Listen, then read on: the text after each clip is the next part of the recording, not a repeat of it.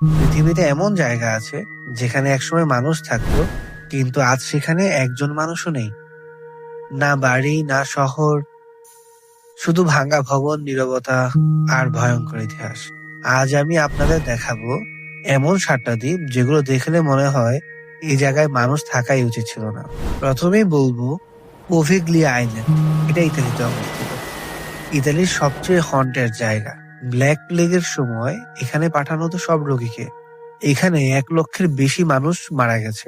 লোকমুখে শোনা যায় রাতে এখনো নাকি চিৎকারের শব্দ শোনা যায়। ইতালির সরকার এখন পর্যন্ত এই দ্বীপটি বিক্রি করতে পারেনি। আরেকটি দ্বীপ হলো অ্যাটল দ্বীপ। এই দ্বীপে মানুষ নেই, কারণ মানুষ নিজেরাই এটাকে ধ্বংস করেছে।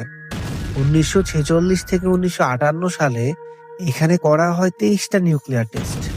আজও রেডিয়েশন এত বেশি যে মানুষ থাকা অসম্ভব। দেখতে একেবারে স্বর্গ, কিন্তু ভেতরে মৃত্যু। তারপর বলবো সেবল আইল্যান্ডের কথা, যা কানাডায় অবস্থিত। এখানে 350-এরও বেশি জাহাজ ডুবে গেছে। এটাকে তাই গ্রেভইয়ার্ড অফ শিপস বলা হয়, অর্থাৎ জাহাজের কবর।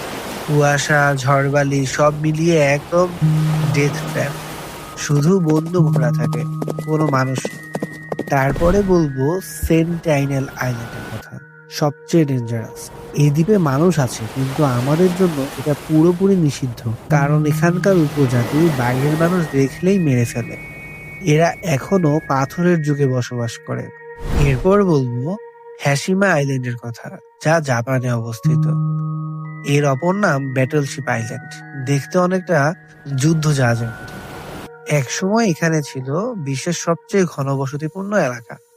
5,000 মানুষ ছোট্ট একটা দ্বীপে। কিন্তু 1974 সালে কয়লা শেষ, সব মানুষ রাতারাতি চলে যায়। আজ সেখানে শুধু ভাঙ্গা স্কুল, খালি হাসপাতাল আর হাজারো মানুষের স্মৃতি। সবশেষে বলবো নর্থ ব্রাদার আইল্যান্ডের কথা, যা আমেরিকায় অবস্থিত। নিউ ইয়র্কের মাঝখানে একটা দ্বীপ, যেখানে ঢোকা এখনো নিষিদ্ধ। এখানে একসময় ছিল একটা আইসোলেশন হসপিটাল, যেখানে রাখা হতো সবচেয়ে ভয়ঙ্কর রোগের রোগীদের। সবচেয়ে ফেমাস ছিল টাইফয়েড ম্যারি, যার কারণে 50-এর বেশি মানুষ মারা যায়। আজ দ্বীপটা পুরোটাই জঙ্গল। সব দ্বীপ একই কথা বলে, একসময় মানুষ দখল করে, এরপর প্রকৃতি আবার মানুষের কাছ থেকে দখল করে নেয়। কমেন্ট করুন কোন দ্বীপটি সবচেয়ে ভয়ঙ্কর লেগেছে। আর এমন অদ্ভুত তথ্য পেতে চ্যানেলটি সাবস্ক্রাইব করুন।